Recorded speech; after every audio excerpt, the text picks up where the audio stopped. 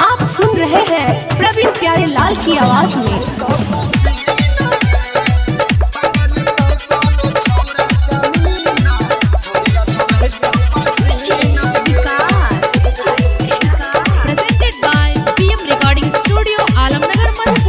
होट तोर लाल छो गजब के गाल छो, ऊपर से सुपर तोर नीचा के ढाल छो। सुन ना होट तोर लाल छो गजब के गाल छो, ऊपर से सुपर तोर नीचा के ढाल छो। मुश्किल तो कैले अच्छा जीना गे, हाँ जीना गे। पकड़ ले तो कोनो छवरा कमीना, छोड़िया छोड़े तो पसीना गे। पकड़ ले तो कोनो छवरा कमीना, छोड़िया छोड़े तो पसीना गे।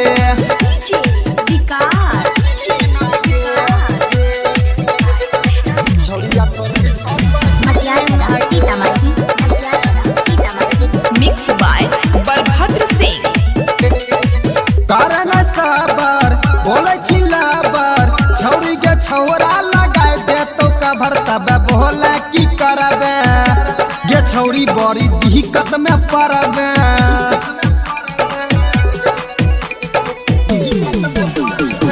कारण सबर बोले छिलाबर, छौरी के छौरा लगा दे तो कभर तब बोले की करबे गे। छौरी बड़ी दिक्कत में पड़बे।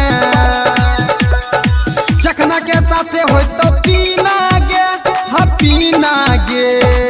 पकड़ ले तो कोनो छौरा कमीना, छौरिया छोड़ही तो पसीना गे।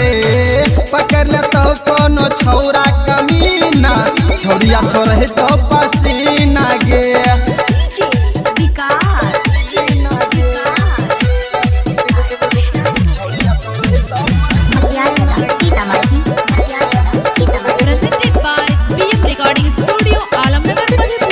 राजू रज बनसी के मैंने ले तू बात गे, परवीन प्यारे लाल कर ले तो घात फेरू हमारा नहीं कही है। ये छौरी बैठी आंसू बहई है।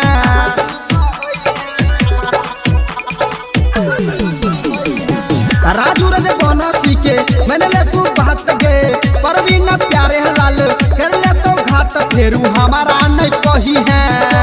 ये छौरी बैठी आंसू बहई है। तोरा बनै तो हसीना गे, हसीना गे। पकड़ ले तो कोनो छवरा कमीना, छौरिया छोड़ही तो पसीना गे। पकड़ ले तो कोनो छवरा कमीना, छौरिया छोड़ही तो पसीना गे। होट तोर लाल छो गजब के गाल छो, ऊपर से सुपर तोर नीचा के ढाल छो। मुश्किल तो कैले अच्छा जीना गे, हाँ जीना गे। पकड़ ले तो कोनो छवरा कमीना, छौरिया छोड़ही तो पसीना गे। पकड़ ले तो कोनो छवरा कमीना, छौरिया छोड़ही तो पसीना।